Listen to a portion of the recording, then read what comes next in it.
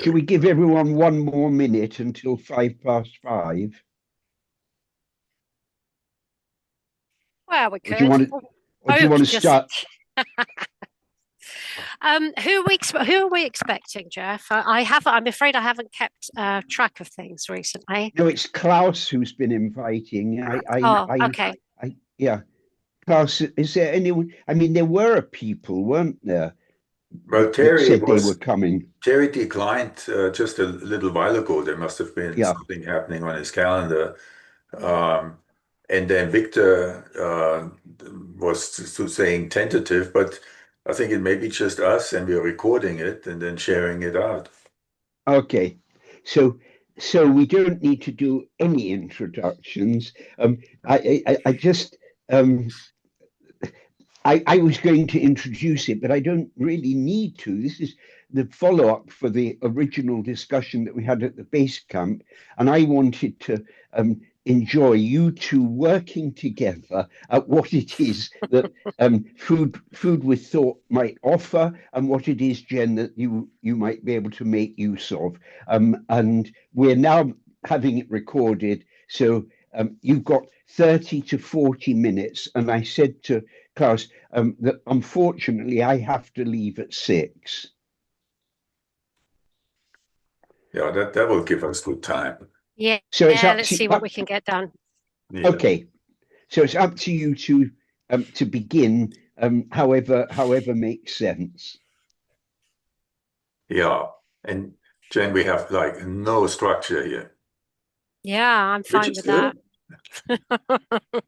I yeah, I'm very much out of the mist anyway, so I'm quite used to just vibing with how things go. I think once you start doing tasks, you've got projects, you need a lot of organization. But I think at this point we're just kind of feeling the environment and trying to see whether we can help each other out and help our planet out.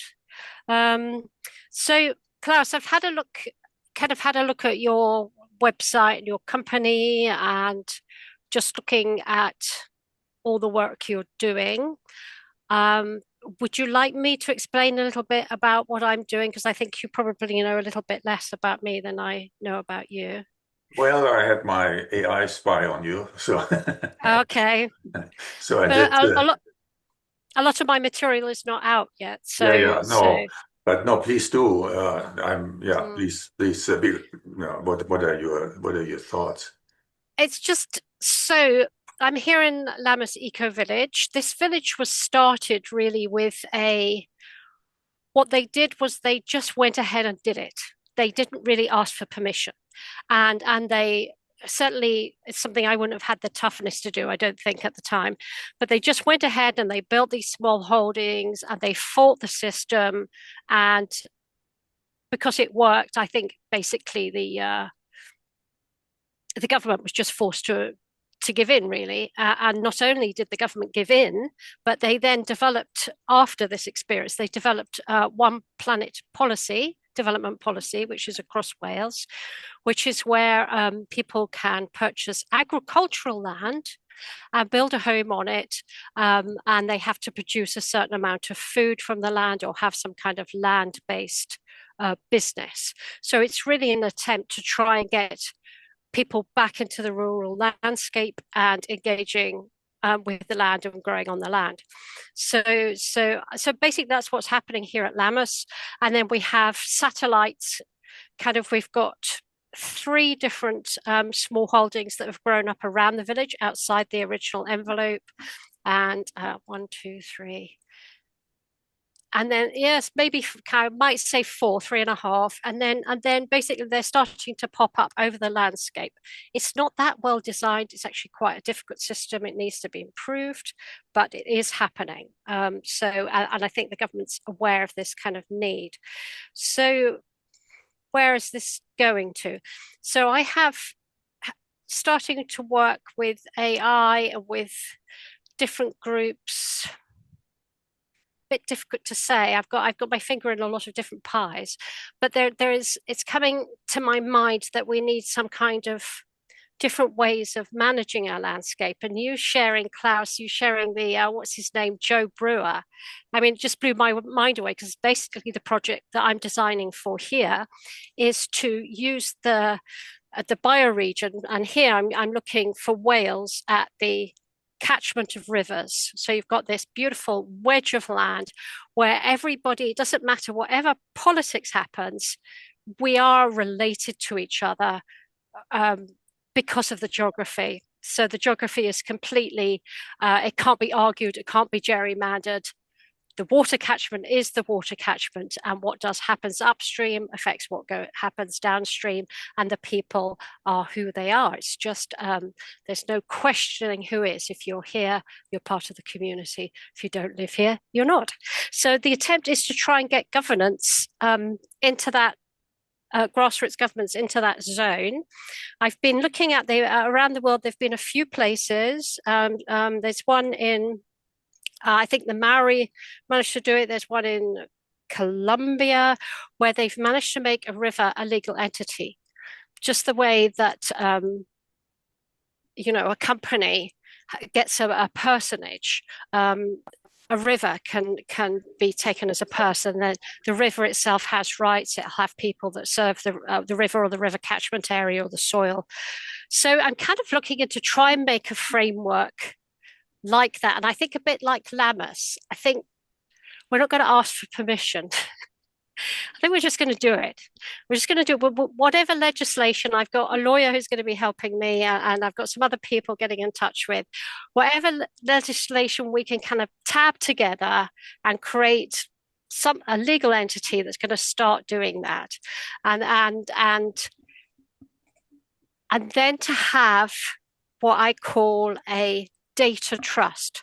So the data trust is where all the material that belongs to the landscape. So everyone who's come here and researched here, all the about the soil, about the water, that say we've got Wales, National Resources Wales, they've got data.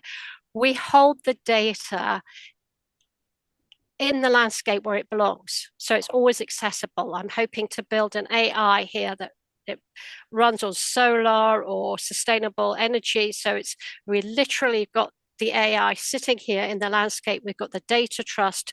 So the data trust owns, the landscape owns the data trust and owns its own material, which is really why your stuff, Klaus, sounds really interesting, because we could perhaps find a way, and I've got quite a few questions for you. Perhaps we can find a way where this supporting farmers, and I can tell you a little bit about farmers in the region. Let me see if I can just find, I did pull some notes. Where did I put them? This is trouble having all these different windows open at the same time. I mean, I can tell you off the top of my head. So Wales is uplands. You've got sheep. We've got a huge amount of sheep. I mean, basically that's what farmers do here. The soil is very degraded, it's very thin. There's problems with runoff. On the lower slopes, there's some cattle farming, there's beef and milk. But, and then there's some arable, bit of oats. I don't think I've ever seen a field of wheat. There's not much crop growing. So we've got this a really serious problem. Thin soils, poorly managed soils, runoff problems into the waters and rivers. Nobody can swim in the rivers anymore. It's all dirty. Farmers are really over a barrel. I feel sorry for them. They're quite resentful. They're poor. They're struggling, and their children won't be farmers. Children are leaving. So we've got this kind of the landscape is emptying into the towns. The land has become poisoned, but the farmer is trapped. Okay, this is recorded, so I need to be careful what I say.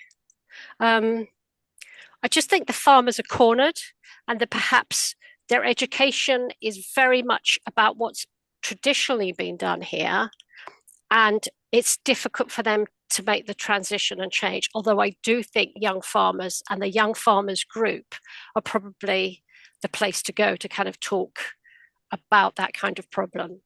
So I've probably said enough, but I guess, Klaus, I have questions for you, and it's about how your system would work for the type of landscape we've got here, the type of markets, whether it would.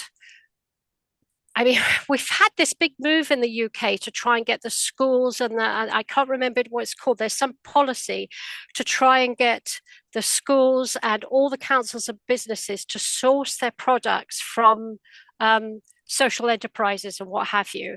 So things like the food for schools and all that kind of thing. I'm sure there would be openings there for that sort of thing. But yeah, let's see if you can tell me a bit about what you might see your system doing.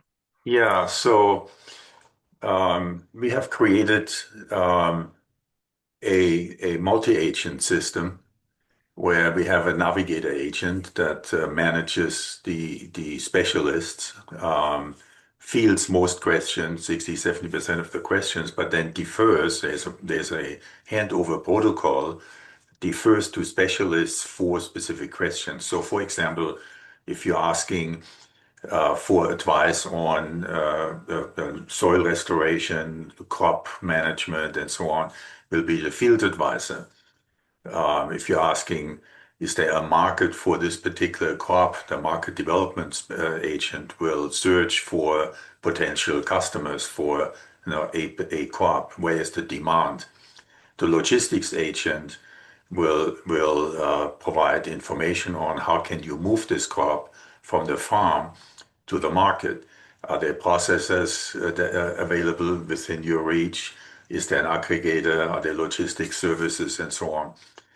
And the agents are completely, they are instructed to search, meaning there is one instruction set that's called the hallucination guidelines that invites the agent to admit when they don't know, to share their level of certainty. When they give you a response, they will say high certainty, medium, or I'm not quite sure kind of thing. But they will outright say, I don't know enough. I don't have enough information to respond to this. And then it will ask you to provide more clarity and context around your question. They literally work anywhere in the world where you have internet access. I just did a study for a group in Nigeria, in Nairobi. I mean, in Nairobi, in Kenya, where the system identified several research institutes that would be interested in supporting this one nonprofit there with now a very specific research questions. So I can ask the system what's happening at Lama eco villages, and it will dig in and get the information about your agriculture, the dominant products, and so on and so on. So it's a generalist specialist, if that makes sense. The since it looks at the food system as a whole, it has multiple entry points. So a CPG manufacturer, for example, can use the system to say, can you find farmers for me that are producing kernza? Or can you find farmers who are producing chemically free corn, things of that sort, or organic form. So it will find suppliers. Conversely, a farmer will find buyers. So it's an exchange connecting the market between producers and buyers, and then the infrastructure required to move product from place A to place B. So that's sort of that in a nutshell. So because there are so many applications, I had a conversation yesterday. I helped someone from the Sierra Club to start using our system, and his job is to track in 50 states soil legislation. So what do states introduce for legislation for soil health? And what is the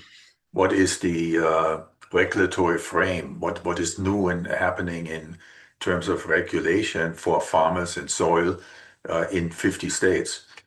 And he had a spreadsheet that he had accumulated with a lot of work and a lot of research. And my agent was said, give me a couple states as examples. So we picked Oregon and Missouri. And within 10 minutes, the system had identified several bills that he had missed that were out there, because it just uses keywords. Mm-hmm. It's trained on anything USDA is publishing. Um, Yeah. so it's trained on the Rodale Institute, the Soil Health Institute, Savory Method. I mean, it literally, we have data banks in there that really encompass the regenerative world, and it has extracted consensus within that world. Meaning, when you take all of these research institutes combined, plus Montgomery and Savory and so on, what we know, what do they all agree on? And so that's what our agents are in agreement with, meaning they are, and remember I published an article, or we had also a discussion about how AI is so dangerous, because if you wanted to support industrial agriculture, it will do that. It will declare victory if it has reduced Yeah. nitrogen runoff. But our agents reject anything that is not regenerative in nature. Okay. It will say if you want to grow a monoculture and you do it better, it will still tell you that, yeah, that's not really regenerative, but Mm. it will improve your condition. So I'm trying to think very practically about the type of challenge we have with the farmers, because it's definitely not regenerative what they're doing, and they're doing their best to make a living with a system that's really quite harmful. So I am just wondering if 90% of the farmers in this catchment who I'm hoping to start to transition will come to your AI and just be told, well, sorry, your farming system is not regenerative, and I can't really help you. Um, I'm just I'm just wondering if we almost need to bridge a gap before they're. I mean, I can see your system helping once they've made the decision. Let's say that once they've made the decision to be regenerative, I think perhaps the work I might have here is to get them to that point in the first place.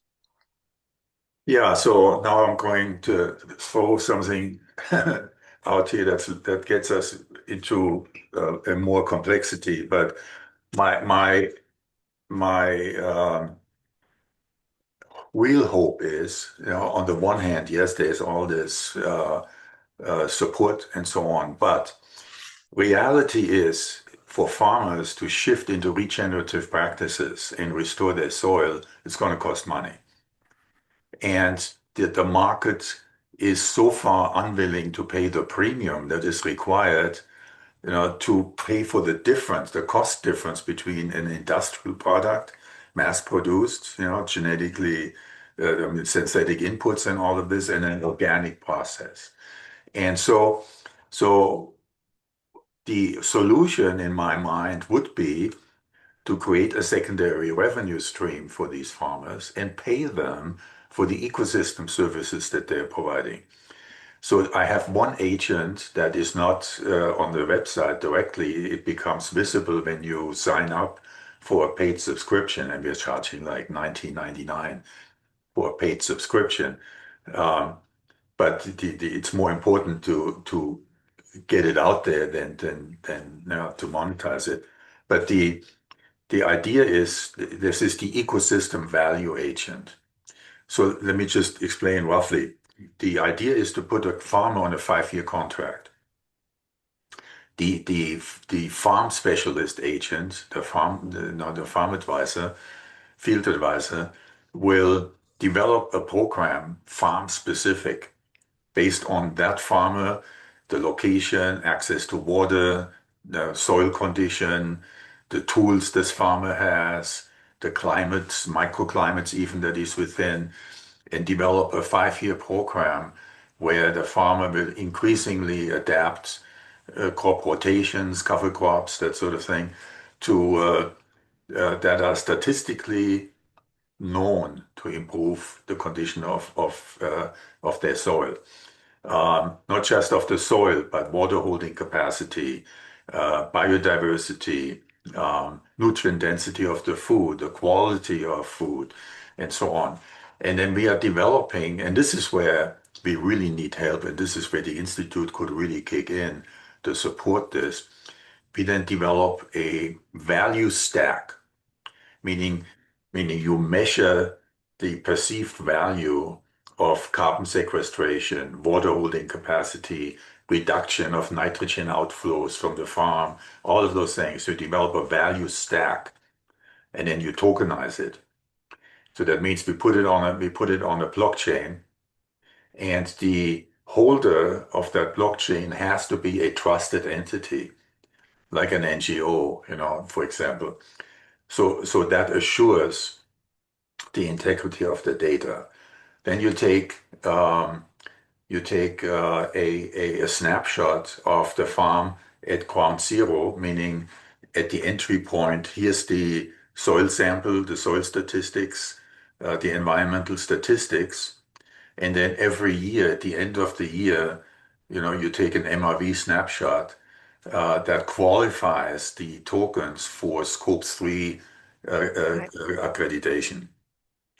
Right. So now, just as an example, Elon Musk here in the US last year collected $2.7 billion for carbon offsets. For farmers, there is no protocol in place that is affordable. And the key reason for why the farmer is so expensive, right? Farm sequestration is so expensive, multifold. One is it's not permanent. If the farmer changes their practices, all the good stuff that they have been doing is going out, right? So there is no real assurance to the investor that the farmer will adhere to these practices, which why they have to be locked down contractually, even to the landowner, so that there is an assurance that this is going to stay in place.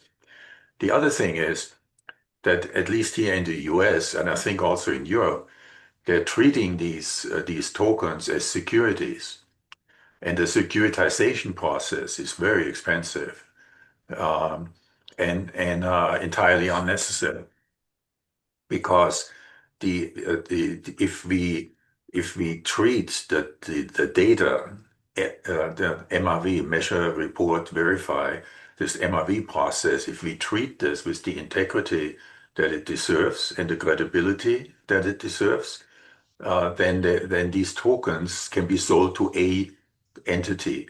They can't be rolled on. I mean, you sell them, they're done, right? The token extinguishes as it's being sold.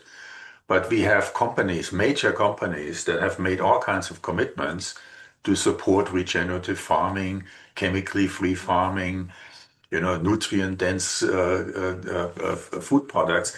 So there are multi-million-dollar commitments out there to support these farmers, but there is no process in place to link that up. So that is the other element of our system, is this ecosystem value part. No, I really like that, and that aligns with something that I was looking at. I just called it temporarily, collapse permission zone. And basically, the idea of the collapse permission zone is to understand that we're in this process of things collapsing.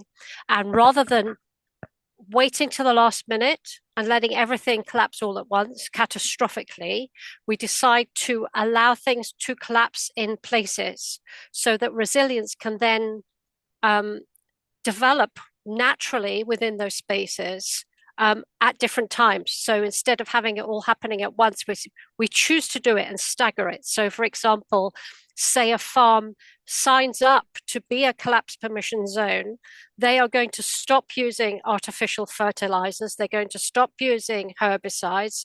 They're going to do certain things to the land, but they will be given certain benefits for doing that as well. But it locks, like you said, it locks. You can't go back. Once you've done it, it's a contract and that's a done deal. So that land then shifts basically into the future. This is how things will have to be, but we're going to do it now. Because what happens then if you do that is something you can't do overnight is you can't train people overnight. They can't make all these changes all at once. So it allows people to start to train themselves, to adjust their land, their landscape, and their own personal learning path happens at that point. So I really, really do like that idea. I mean, I don't really understand how blockchain works and what have you. So you lost me a bit on that one, but I'm sure. Well, I keep trying to. Blockchain is the same as cryptocurrencies, that sort of thing. I know. It simply means that you can't touch the data. The data is locked down. I mean, that's really all we need to know about this. Okay. Yeah. So, and the guardian of the data would have to be an entity that's totally trustworthy and reliable and auditable at any given time. That's the Yep. I have actually I have a short video, which is a conversation with the ecosystem agent and field navigator and okay, I'll send it later. It takes so anyway. I have on my website also a video with the ecosystem value agents where I interview the AI agent and it explains what it's doing and what it's working on. Yep. So maybe that will help a little bit. But the core idea is to establish a secondary cash flow because so that the farmer doesn't depend on making a living and pay for everything just on the crop that is being produced. That doesn't work. Yes, and that this is where farmers are, I mean, our farmers are very, very stressed because they're just not making enough money. Some of them are actually just paying to keep their farms going. So, this is not sustainable. It's appalling. So if we can do something to help our farmers to, be more financially buoyant. So we do have a lot, and presumably your agent will be able to access so we have a lot of farmers depend upon all the subsidies and what have you, and some of them are better designed than others. So, but if they got help to navigate that environment, because that's actually very bureaucratic, really, really difficult environment to navigate to get your payments. So, for example, there is right across Wales, the farmers have been told that I think they have to put another 10% of the land surface over to trees. And the farmers have had a complete meltdown over it because I haven't looked into it in detail, but I should imagine probably the cost of doing it is not going to pay them enough to I don't know if the government's just not paying them enough or what have you. But just having those conversations and also having the data, I think having the data and having conversations with the subsidy bodies to try and iron out these problems, because at the moment it's a conflict environment.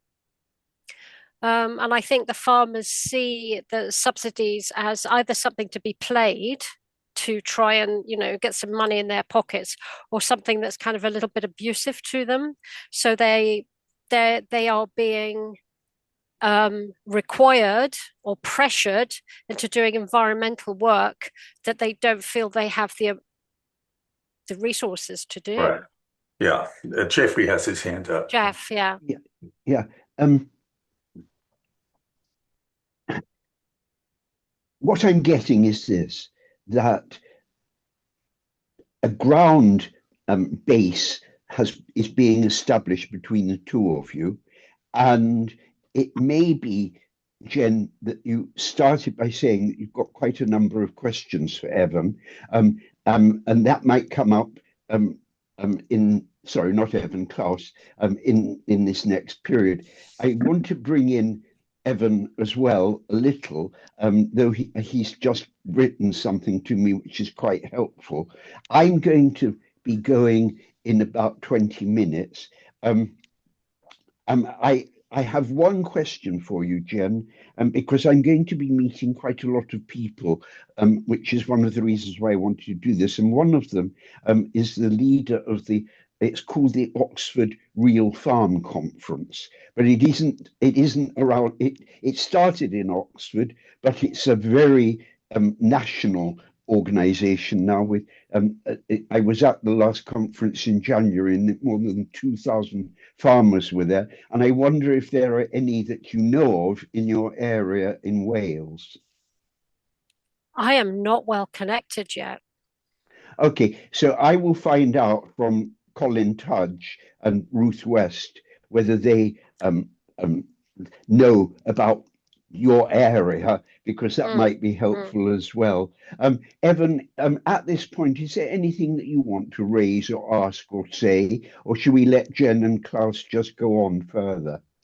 I could just spend a minute or two to just share that for me, when COVID started, and a lot of things suddenly, so early on when COVID started, the world shut down. I had this impulse that if the world was shut down, restaurants were hurting, and a lot of my friends were doctors who still had to go to work.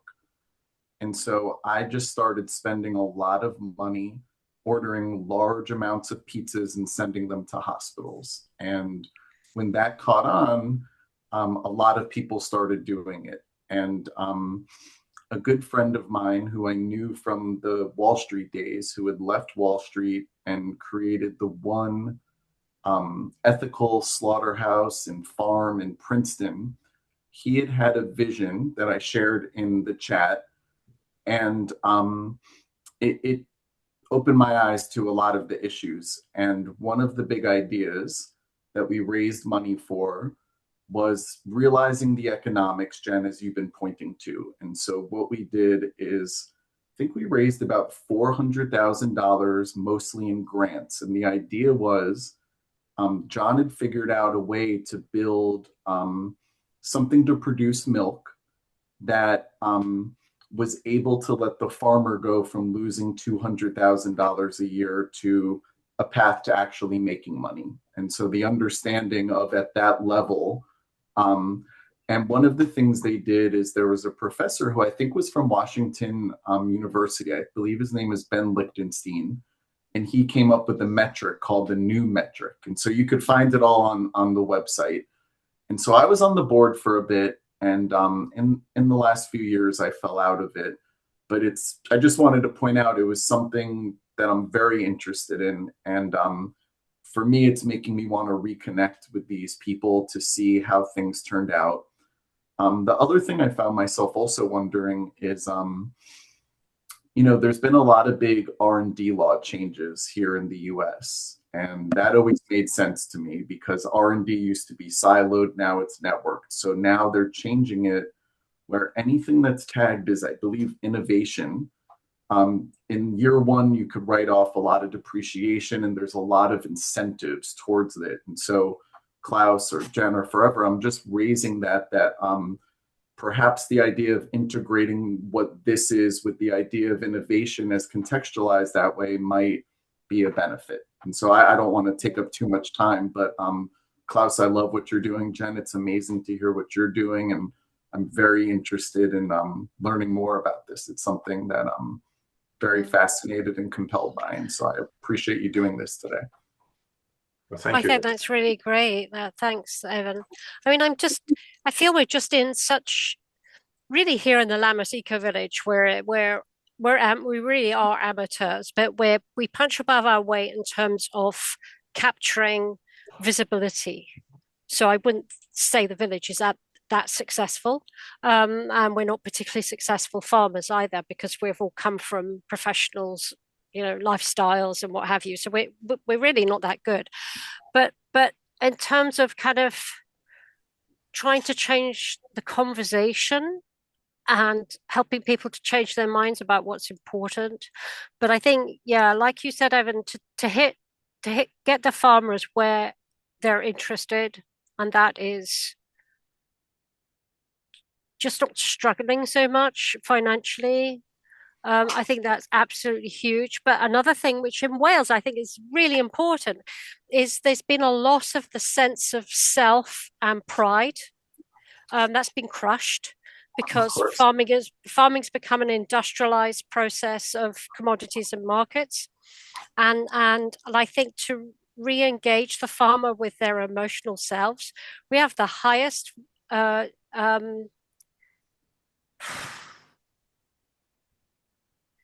have the highest suicide rate amongst farmers here. Oh, that's terrible. And a friend of mine killed himself 2 months ago. I'm so sorry. It's just, and he was a lovely man. He wasn't just a lovely man trying to do the right thing, but the debt cycle is crushing as well. So they go into these contracts and what have you, if they're trying to do something different, and it really can be super, super hard. So I kind of having the emotional support and to regather the farmer into I get emotional about it, just back into community and into a caring space where we care about each other, and we're feeding each other and we're supporting each other, and the farmer is again a truly valued and honored member of the community. So I do have that kind of the soft side of it, rather than just the markets and what have you. But I something I really like, Klaus, is many of these farmers may not have been particularly well educated in terms of new technology and what have you, especially in Wales. They're very small. They're small farmers. The farms are not big farms. So they're small farmers. So they just don't have the ability to access these things. So this tool, I think, because they're not stupid people, but they're not well educated. So I think if they've got a tool, especially I listened to your demo with the female, unfortunately, American voice, but listen to the demo, where you're just you're using your voice, okay? They're not having to type, struggle with their fingers. They're using their voice. They could talk to her, and she's kind of really helpfully saying, oh, we can draw things in. I think that I'm really quite excited about that. Yeah, I've been trying to change that voice, but OpenAI still hasn't updated. But they will eventually give you a choice of male and female voices and accents or whatever. But yeah, for right now, it's this sometimes annoying female voice. Yeah. I just put. Go ahead. I was just thinking about OpenAI, which of course is not a great company. Well, OpenAI is, I mean, I also use Claude. In fact, I program in with Claude code in Obsidian, and then translate it. The problem, I mean, the thing is, when you work with Claude, they don't have GPTs, they have skills. And you can't control those skills. You have to transfer the entire.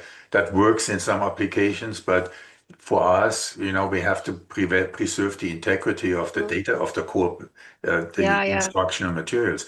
So I'm then translating it into GPTs, and then we are using OpenAI for that. I mean, I mean, I know, I mean, it certainly isn't Cork, I mean, it could be worse, but. Klaus, if I may. Sure. I was just going to say, I was a big GPT person. I'm currently building my own operating system with Claude, and I'm using Notion. I wish I started in Obsidian. And at every level, I have instructed it that anything that's become a repeatable process or skill to turn it into a knowledge graph. And it's creating its own file. So when it's time to take it to Claude Code, I've built the database schema layer, the knowledge graph. So I know you're quite busy, but I'm also trying to accomplish that without having to use GPT as a way of taking those ideas and having it monitor processes that I'm doing and codify it into a reference point that I could take outside. I don't know if that helps you in the here and now, but it's an interim step, Evan. We need to move this to a platform. Yes. And so we have an amazing IT guy, our CTO, Fractal, is just amazing, and he's totally nonprofit focused and so on, and very gifted guy. But it'll take $100,000 or so, to really code this out. In the meantime, what we have done is sort of, a little clue here, little sticks there. It works, Yes. I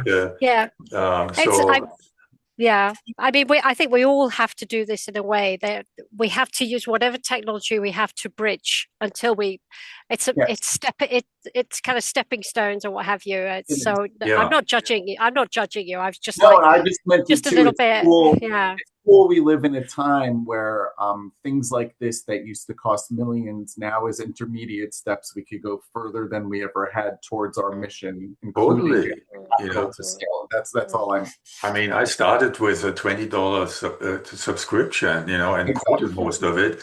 Now we are working with OpenAI Team, which is upgraded intelligence and so on, and it's actually very good. And it allows our team to collaborate, in a closed loop system. And then Claude, my God, I paid $20 for Claude, and it's amazing. So it really is astounding. But coming back to our core discussion here, where we left it off, was the governing agency, like in the US, it would be USDA, different government entities. I mean, there are people who just don't have the training to think about a farm as a system. It's a natural system. So they come up and say, you need more trees, or you need to have a runoff. So they're bringing out one or two improvements that don't collectively change the game for this farm. So there may be 10 things that this farmer needs to do in order to really impact the soil on a deeper level and the health of the soil. And that's what we are proposing. It's like here in the USDA, they have a menu of grants that they are funding, and the farmer can apply individually for each of these grants, but they're not connected. It's not that in order for me to change this, I need to do 1, 2, 3. And so the process is totally frustrating. Plus, can your system enable that as a template that allows them to scale the grant approval process? I know people who are trying to build things like that. Just hearing that, it occurred to me to say it out loud. You probably already thought of it. No. My system will find out what grant is available to you, and it will help you with the application process. But one really fun thing or exciting thing here is that in the US at least, there are a skill set that's called technical service providers. So USDA actually subcontracts with what they call TSPs. And there are multiple certifications for that.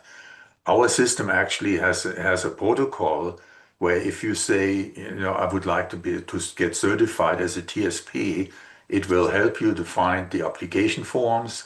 It will give you the curriculum that you need to get into. It will rehearse with you to get you certified. And once you're certified, this becomes your partner. It's your tool, right? Because each farm is unique. Each farm has a unique condition for multiple variables. I mean, soil, water, climate, tools, the amount of physical help you have, labor you access, and so on. And so it will customize the agent will prompt you for the variables for this particular farm, and then come out with, okay, here are the 3 or 4 crops that would be most suitable. Yeah. Jen, I No, think you had another. yeah. Yeah, go on. Yeah, it's really because I'm looking at the time. We've only got 10 minutes, and I was just thinking, Jeffrey, about next steps and thinking about whether at your real farm conference, because I'm not a farmer, okay, whether we could get perhaps a handful of farmers who are hopefully local to here, or at least in similar kind of environments, and perhaps get together with Klaus and have a discussion about, and maybe Klaus, you could give us kind of a live demo so we could kind of ask questions maybe and just have Sure. what does that sound like to you? Give me a Let me question. let me start. I'm meeting with the Real Farm Conference on the 15th of April, but I will write in advance, and I will send, before I send it to Colin Tudge, I'll send it to you and Klaus to see that I'm um, aiming it in the right direction. And I don't think it's necessary. Would you like to have it specifically on Wales, or is it rather more the sort of small holdings? Hold I on for a think moment. I think a smaller farm. So if you had people from Cumbria or Yeah, the Peak District, the right. Pennines, it's really to do with the type of landscape. It's not Okay. Wales Yeah, itself. yeah, It's just the yeah, lots of uplands, lots of yeah. kind of Degraded landscapes, particularly. degraded Yeah, pasture and that sort of thing. I think that's the kind of just yeah. to I get think. the right sort of questions Yeah, coming in, really. I'll start, and I'll get it to you too before I send it to Colin, and we'll do an iterative process. Yeah, so I'm really delighted by this conversation because to me, I mean, Klaus, before you came on, started saying that for him, this whole expedition needs to become very much more practice focused. And I think that intuitively, that's the direction that I look for. So it's not necessarily farm, but it's anything which helps us move and demonstrate how AI can be a tool for us in areas that can be developed. And so thanks very, very much for that. Yeah, I think thank you. it's really important that we look at the landscape because I think we've become as a humanity, well, not all of us, but so many of the Western mind as divorced from the reality of where our food comes from and the Yep. fact that how incredibly codependent we are on the natural landscape. And I think this is one of the reasons why we're in such a mess is there's been the abstraction of the human mind from the reality. So farming is not an industry, farming is life. And I think we've got to get back to that. All right, Club, let's get back into it. What's on your mind, or what piece of the puzzle are we working on today? Give us a brief overview of what you need to know to assist a farmer with a regenerative conversion. What do you need to know about this farmer and his farm?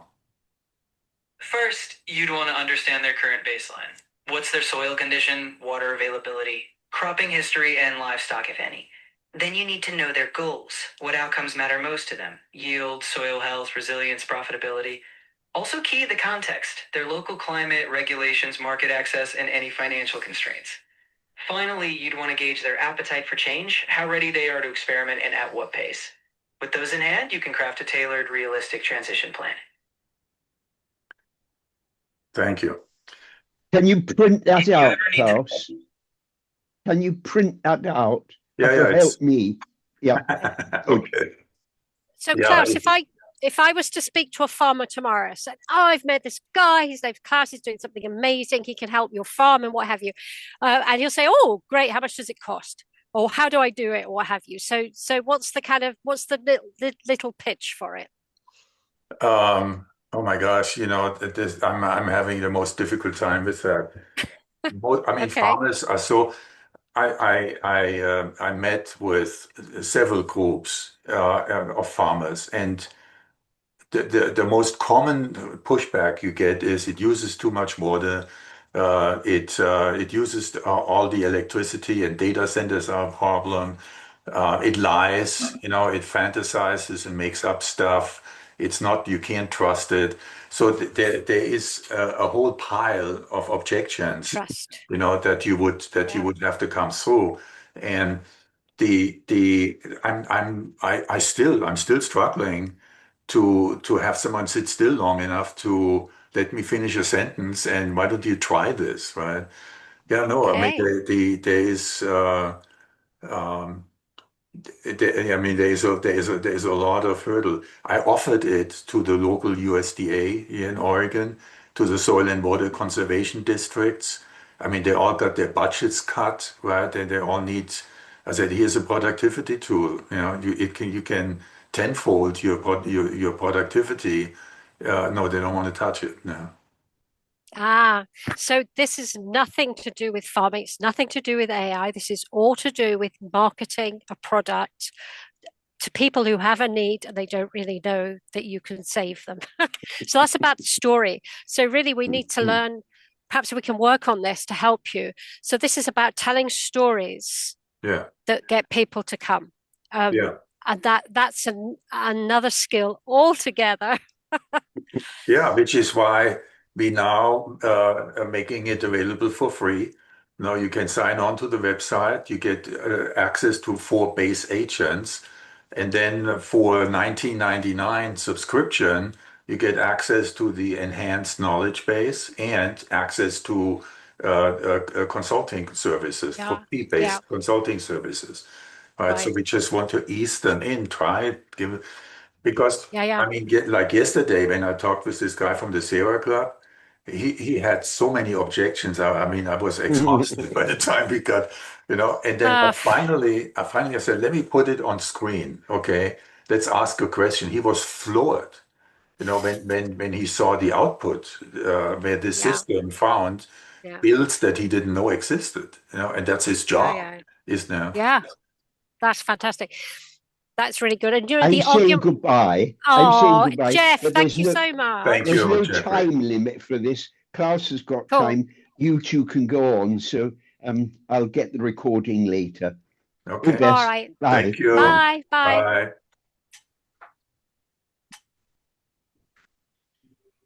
I was going to say something. What was it? Happens. It's gone. It's gone. It's gone. I lost it. Yeah. Yeah. So yeah, I mean, so we have a tool, and also, I'm reluctant to say, to start with a plain AI system, because I've worked with OpenAI for like almost three Mm, years now. And mm, I was actually on a beta team with the Open Global Mind, where we were training the AI. And so mm. everything that I have developed, I put into the base code. Yeah, yeah, Yeah. yeah, So and yeah. I've done the same now with Claude. And I have phenomenal conversations where the agent will say, I'm not familiar with this topic, or this is a new way to look at it. And it Mm, tells me that it mm. learned something. Yep, Because these systems are only as smart as what they have been taught. And of course, of they may course. they may have raw data, raw information, but they don't know how to put it together. So No, no. so to start from scratch on something like this, I think would be hard. Um, I, so I do have a question of about it's about hallucinations or what have you. How dependable have you managed to get your agents to work? How accurate are they? I think they are 90+% accurate. Okay. But I have developed a hallucination guideline. So part of the core training that's in each agent is instructions uh, um, on responding based on the amount of data they have, to evaluate the reliability of the data they have, Mm, and then give me feedback on their level of certainty. So they will say this is a medium level. They are. I'm making some inferences here. yeah. but so they're instructed to say I don't know, and they will say Yeah, I don't know. yeah, that's really good. That's really good. So, Klaus, what can I do to help you then? I've got this project that I'm going to be working on, and I think it would be. I think there are other things that I want my project to do that your tool won't do, but it would be really lovely to have your tool sit as one of the helpful technical advisors really for the region. Well, So you can help me by letting me help you. yeah, I think it would be lovely. And I mean, it would be as simple really as so we're going to have a kind of space where I had some questions and I can't find them. I think one of the things I'm quite keen to do is to make sure the data for the area is owned by the people of the region. So I don't want the material that these people work at and their farms to be extracted and sold on elsewhere. I want it to be the data to be held here for the benefit of the region. And I suppose in a way, ChatGTP is, I don't really care that it takes data and trains as long as there is a version held here. Yeah. I'm just entering a document here that's a customization protocol. So if you give that to the navigator agent, it will start interviewing you and then develop a profile for you to put Okay. into your personalization folder. So that is the first step of customization for you. Okay. Then when it comes to data, the data is really external. So I have one agent called the enterprise agent, which we would set up for you specifically. And then the data will be housed on a Google Drive that the agent only has read-only access to. Okay. You control the data, you own the data, Uh, but you link the agent to the file for in read-only mode. And then you right. can ask the agent to query the data and provide specific outputs.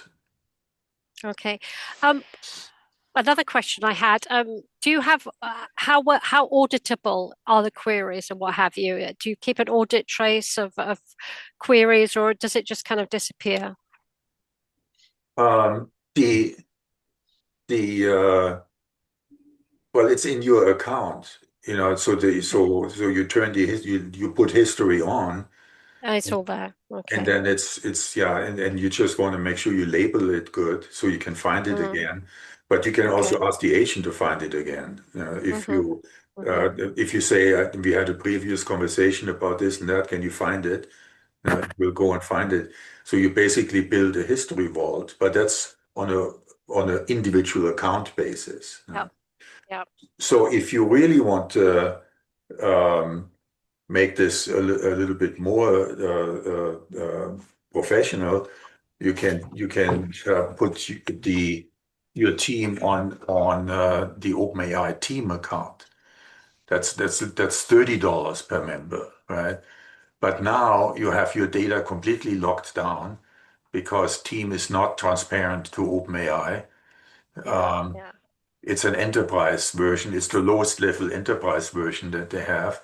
You get access to Pro. So that's the most advanced discussion level on OpenAI. It's a real deep dive. And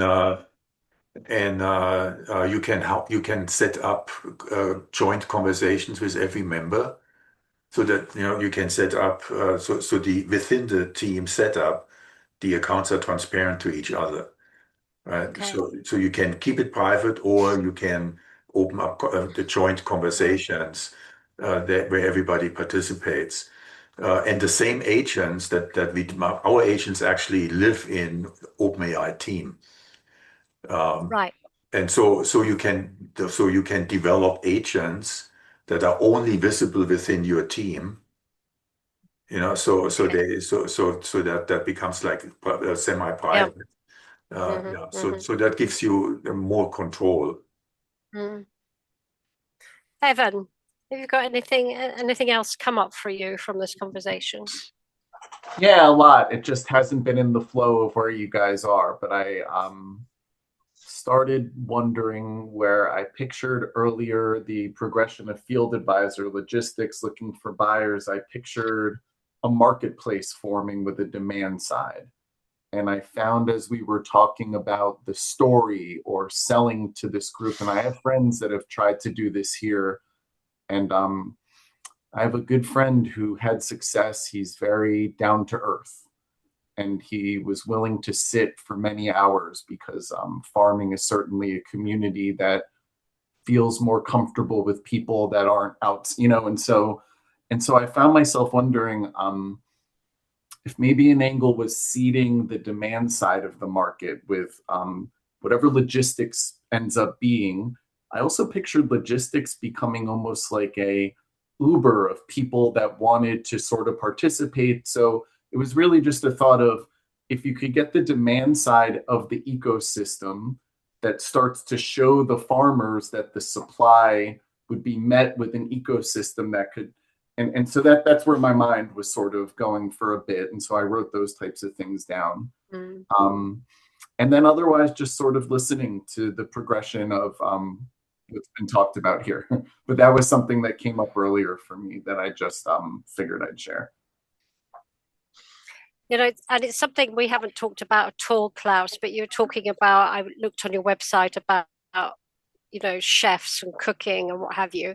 And there's something that I've noticed living here in Wales is that quite often people, especially the OPD community and all the smallholders and what have you, they're cash poor, but they actually eat fabulous food. Yeah. And I think that's another thing that's part of the story is it's absolutely amazing food. We have feasts, and it's come out the garden. After this, I shall go into my garden. I'll be picking stuff out the garden. Broccoli like I've never tasted. And the tomatoes are in the polytunnels, all the herbs and the tomatoes and what have you. So I think also getting people excited about food again instead of being a consumer who's just struggling to buy something at a supermarket, just engaged more with the kind of gourmet side of it. Oh no, I actually started as a chef. Oh, I'm a fourth Wow. generation chef from Germany. Yeah, my great grandfather, they were all restaurant operators, and I came to the United States because a cousin of mine, first cousin, um, had a restaurant company. So he got me my green card, and I started working for him, managing a big German restaurant. And so Wow. it's just yeah, no. And I have a classic cook's apprenticeship. And I studied under at the time, president of the German Culinary Federation. The guy, Wow.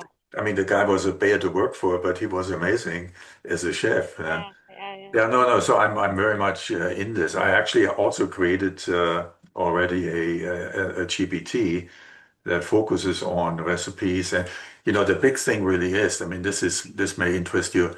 My daughter, when she was 27 years old, came down with a stage 4 lymphomic cancer. Was very serious, and I moved in with her. And I developed a diet that complemented her chemotherapy. Wow. And the core principle of this diet was that I was withholding nutrients from the cancer cells and I was feeding the recovery of her red and white blood cells. mm, And so she came from stage 4 in 10 weeks. She was clean, undetectable. Wow. wow. Wow. And today she's 39 years old and she has 4 little girls. Oh, Oh, Klaus. wonderful. Yeah. So that was yeah, so that was, but I bought all the food, I cooked all the food, Mm, mm. We did yoga, together and breathing and so on, yeah. Now you're choking me up.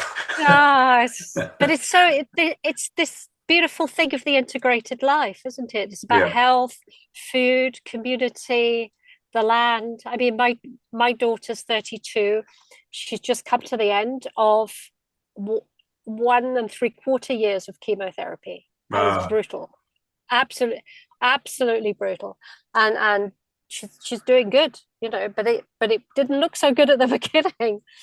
But I don't know how much our lifestyle has helped. I think it must have done. The fact that she's out in the garden and we're eating our own crops and what have you. And although we do eat junk food as well sometimes. Yeah, but I mean, sugar, the cancer cell lives off glucose. Yeah.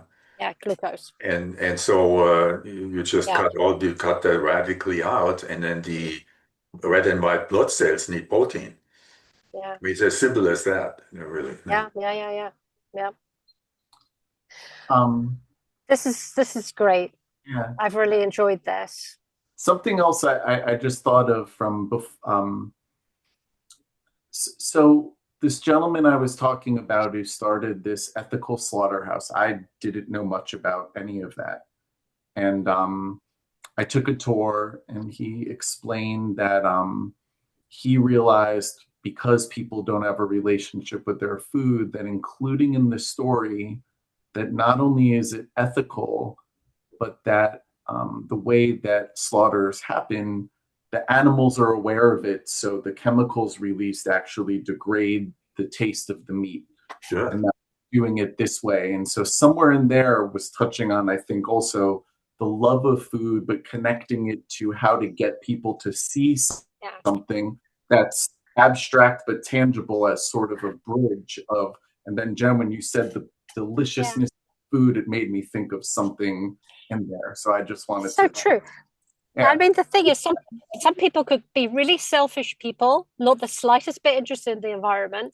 But if you tell them they can eat the best food in the world, you've got them on board as well, And in that regard, whether it's cynical or not, it becomes maybe a way for by doing well, you're doing good, or whatever it is, that the benefit is not only better food, but a closer relationship and more sustainable. Sure.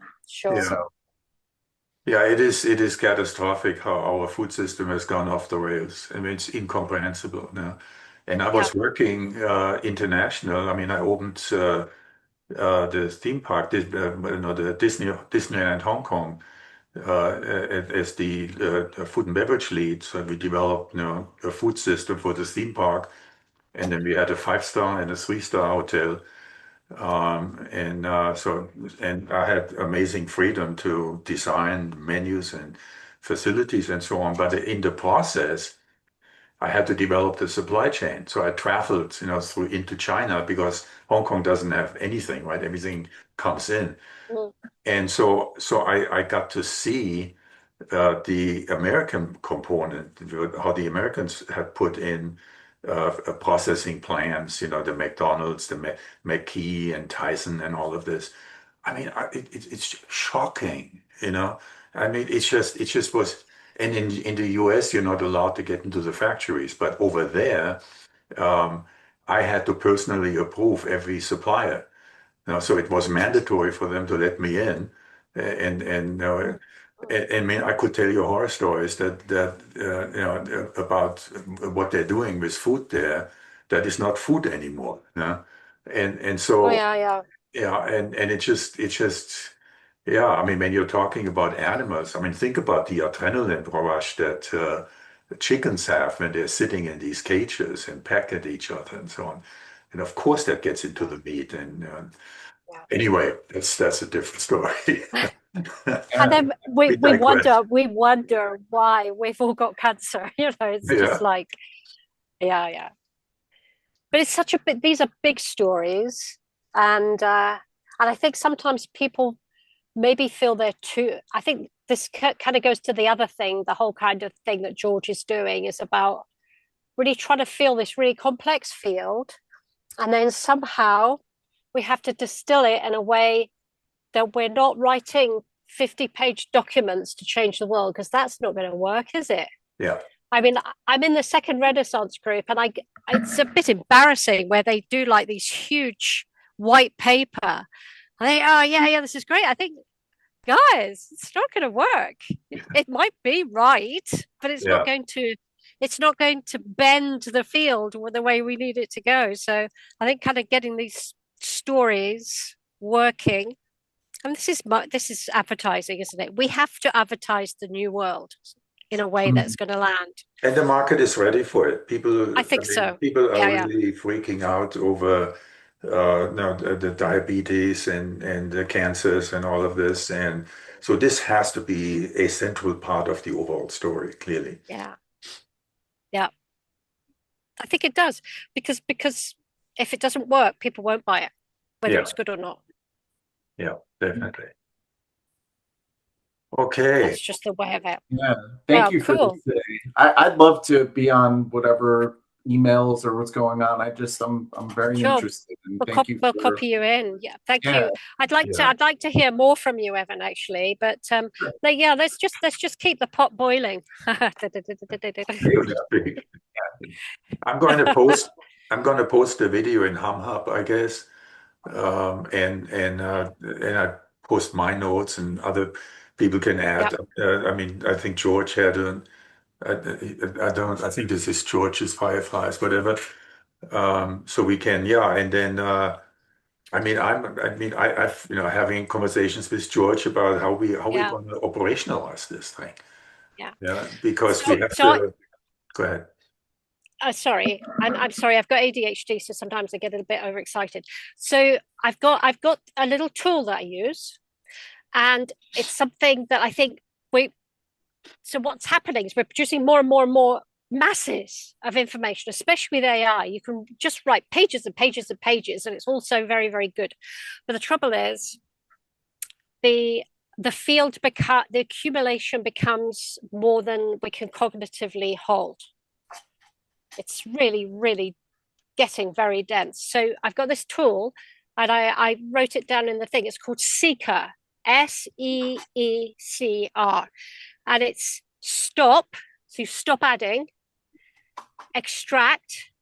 All right. So you draw out what's good, edit, shorten it down, compress it. So find a way to communicate it in a way that will be received, and then you recontext. So you take it back into the environment. But what you've done, if you've squashed it down into its really tight, clear, you take all the jargon out, what have you, so other people can understand it. And it's just to keep that cycling, because I think otherwise we've got people dropping out of the expedition, and they're dropping out because they can't handle the cognitive load. So I think we have to find ways of, we've got all the complexity, but we also need to have a way of communicating the smaller the stories that matter, in a way that's kind of portable. So someone comes to a meeting and they go away with a package that they understand. And I think with the farmers, that really has to happen. They go away with a package they can understand, that's going to make a difference to their lives. They're not overwhelmed, with kind of stuff. And well, that's just my thinking anyway. Well, no, this is really important because I have been continuously sort of insisting that we need to reach a stage of presencing before we start experimenting. And presencing is basically compression, right? You have all these conversations have come down to like 2 or 3 sentences. We agree that the soil needs to be restored. We agree that soil is the design imperative, soil health. So if you just say that, then so many things don't need to be discussed anymore, right? We don't have to explain why and water cycles and all the climate change and all. No, this is what we're focused on. And then we can move forward, and say, what does it take to, restore soil health? Because that's our design imperative. And then you just saying that, I've just occurred to me, say we've got a group of farmers in the room, and we say, well, this is what we understand so far. And then we can kind of do a check, because if you don't understand this, then we need to take you back a step and walk with you until we're together. And then once we're together, then we say, okay, what are we going to do about it? Because what can happen, so when I went to school, my parents moved me a lot of times, and I got behind with maths, because maths is a subject you have to build one thing upon another. And I struggled for years. I love maths, but I didn't know I loved it because I missed some important things. So I was never up to speed. So I think as long as our compression is not leaving people behind, so we need to kind of do a health check. Have we left someone behind?